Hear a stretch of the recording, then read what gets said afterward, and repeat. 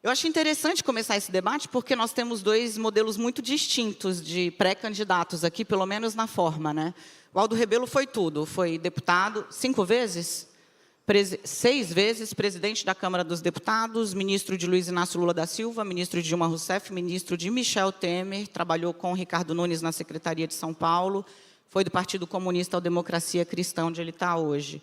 O Renan Santos começou na rua, né? É fundador de um dos maiores movimentos de rua do Brasil, fez uma bancada, tanto em São Paulo quanto em Brasília, e agora fundou o próprio partido, pré-candidato pelo Missão.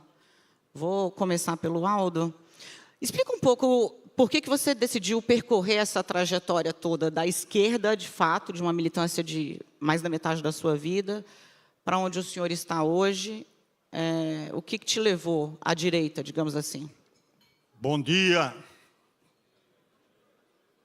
Bom dia. Bom dia, não. Boa tarde, Daniela. Boa tarde, Renan. Lamentar que o meu amigo Caiado não pôde comparecer. Esse aeroporto é perigoso. Foi aqui onde se deu o acidente com Eduardo Campos. Então, é preciso ter cuidado. Daniela, a minha trajetória acompanha as minhas convicções. Eu penso o que sempre pensei do Brasil. Defender o desenvolvimento do país, defender a soberania, defender a redução das desigualdades, defender a democracia, que foi a minha vida. Eu fui estudante na época do governo militar, lutando pela anistia, lutando pela Constituinte, pela liberdade de imprensa, lutando pelo desenvolvimento do Brasil. Fui ministro do presidente Lula com essa agenda, fui relator de Código Florestal, de lei de transgênicos, critiquei demarcação de Raposa Serra do Sol e penso mais ou menos a mesma coisa.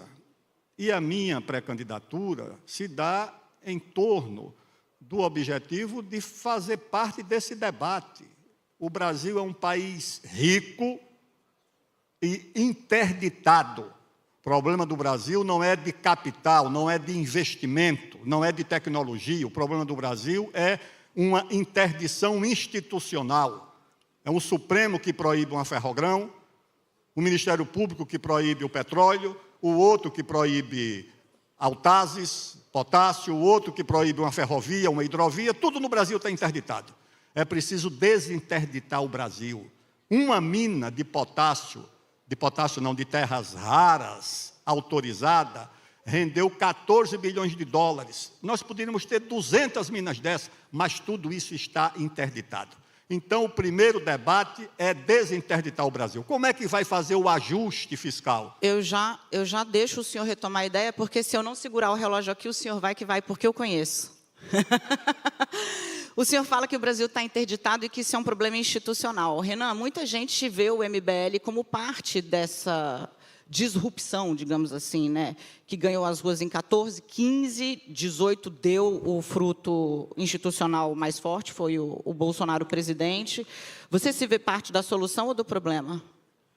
Olha, eu me vejo integralmente como parte da solução, até porque o MBL foi parte da solução de um país que despertou. Mas o que há no surgimento da direita é uma crise de liderança. A liderança de direita brasileira, que era o Jair Bolsonaro, era um completo idiota.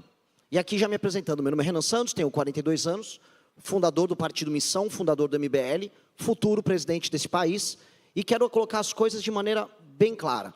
Todo mundo perdeu tempo e gastou muito tempo no debate político brasileiro, discutindo um projeto morto, que é o projeto das esquerdas brasileiras, e a resposta a isso, que foi um projeto natimorto, que é o projeto do bolsonarismo, que nunca teve proposta para o Brasil. E muita gente falou, a resposta a isso seria a polarização. Ah, não, tem uma polarização e nós vamos ficar presos nisso.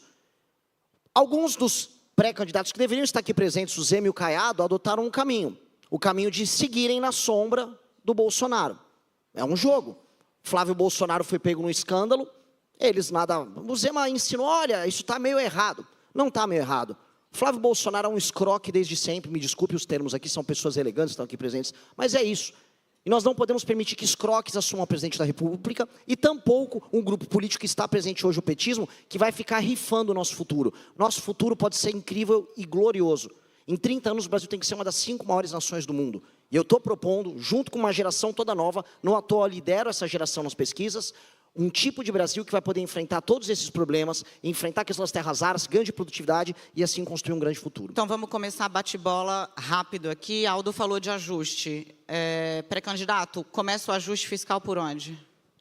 Pela receita, tá certo. Tem que ser pela retomada do crescimento. Você pode cortar despesa? Pode.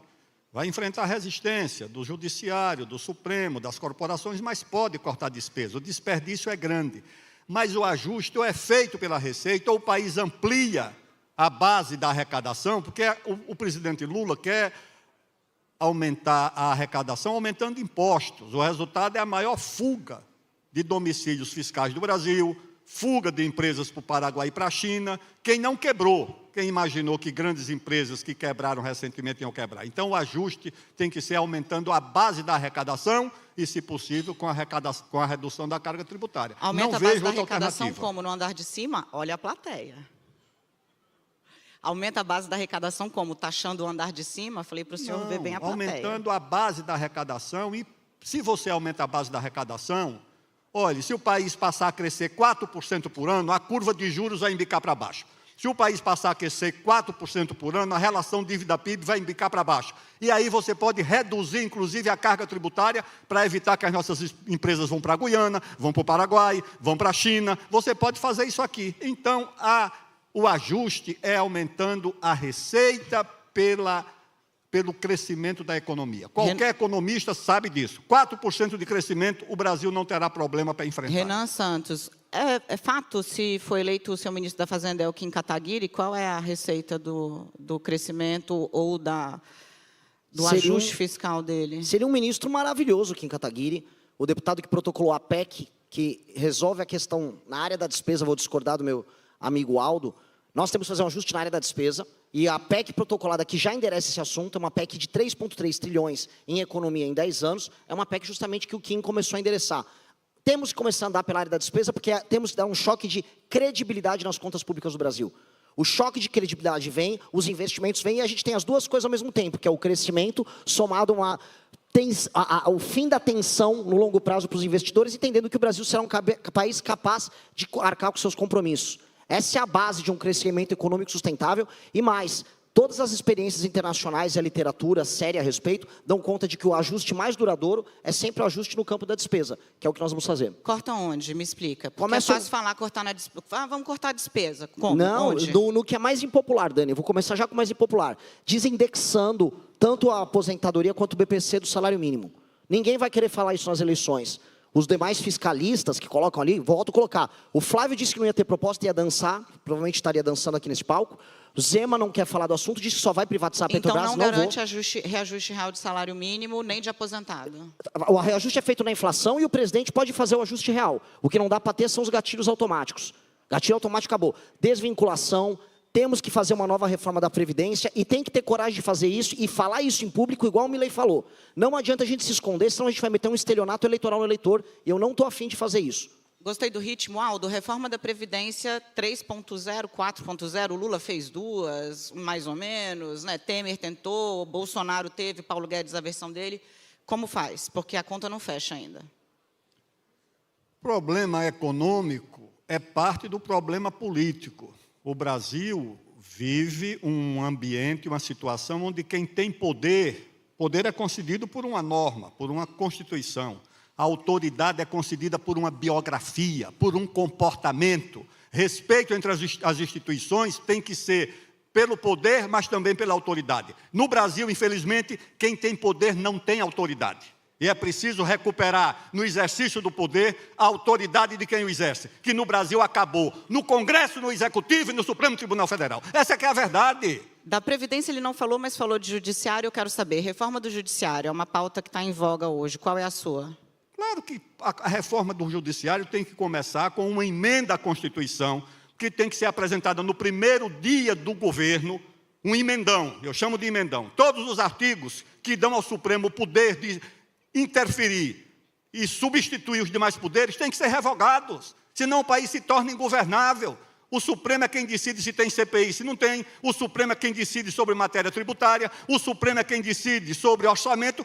Isso não está na Constituição, isso se chama usurpação de atribuições e gera, não é apenas insegurança jurídica, isso é pior, é insegurança institucional entre os poderes. Eu ou tenho você dúvida enfrenta se isso ou o país é amplia ingovernável. ou diminui a insegurança institucional, mas quero ouvir qual é a sua proposta de reforma do Judiciário, Renan? O Judiciário tem que cumprir apenas o papel de guardião da Constituição e de ator que discute temas abstratos ligados à questão da constitucionalidade, e não mais como última instância do processo legislativo. E mais, ministros do STF não podem ter escritórios ligados a eles fazendo negócio por aí, todo mundo sabe que isso ocorre.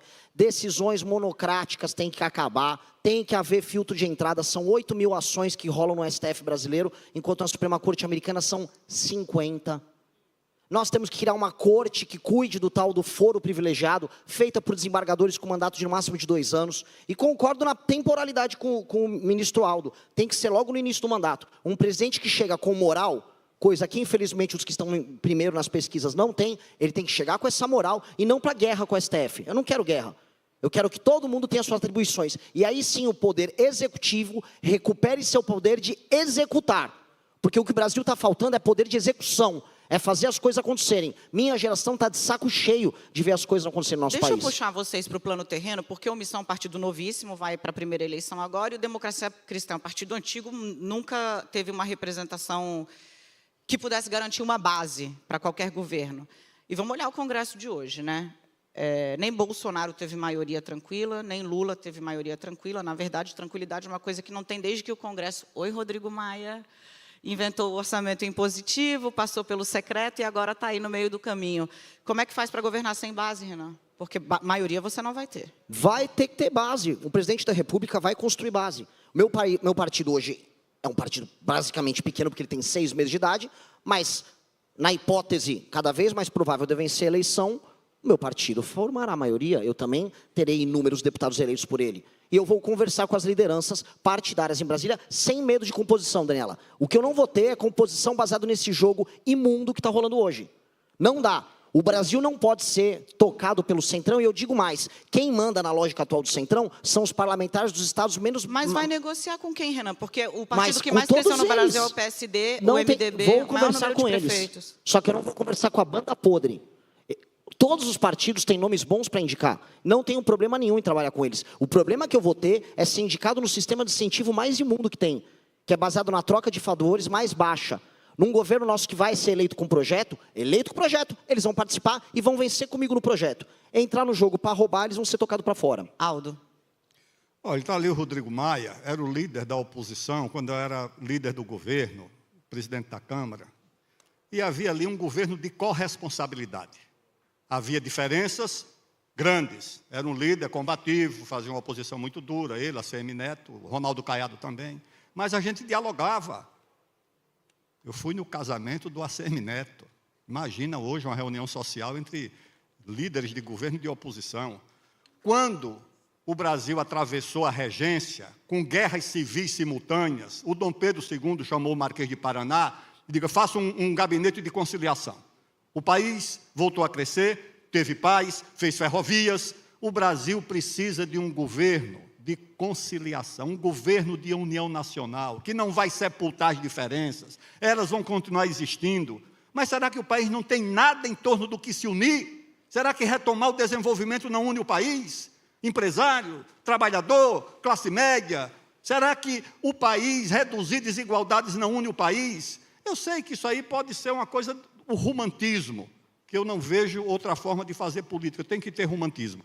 Um governo de união nacional, um gabinete de conciliação que deixa o país respirar em torno do que une, porque os problemas unem o país. Se os problemas unem, pelo menos uma parte da solução tem que unir. Então fica aí para quem tiver esse desafio, pensa nisso, senta, conversa, discute, as divergências são essas, mas isso aqui une o país, como nós tivemos condições de fazer durante muito tempo lá no Congresso Nacional. Eu não quero deixar Vossas Excelências saírem daqui sem falar do assunto que preocupa muito o brasileiro hoje, que é segurança pública. Então, eu vou pedir licença ao João Camargo e à Camila.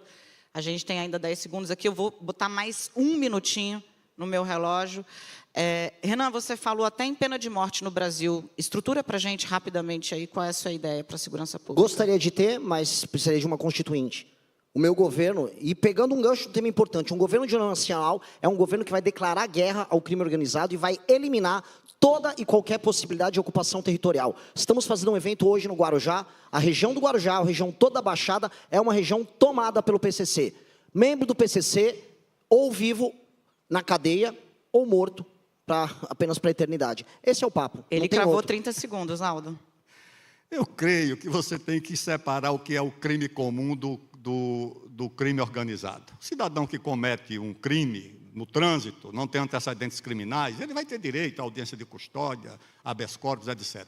O crime organizado não pode ter isso. Você tem que ter, dura a expressão, leis de exceção para o crime organizado, para que o Ministério Público, as polícias militares e civis e o judiciário possam agir com eficácia contra o crime organizado. Preciso interromper. Se não for assim, você não vai resolver o problema. Leis de exceção para o crime organizado. Que a Justiça, a Polícia e o Ministério Público tenham condições de enfrentar, porque não pode ser tratado como mais um crime comum. Deixo aos colegas da imprensa a missão de, sem fazer propaganda partidária aqui, para o novo partido, deixo com vocês a missão de seguir questionando os pré-candidatos. Boa tarde.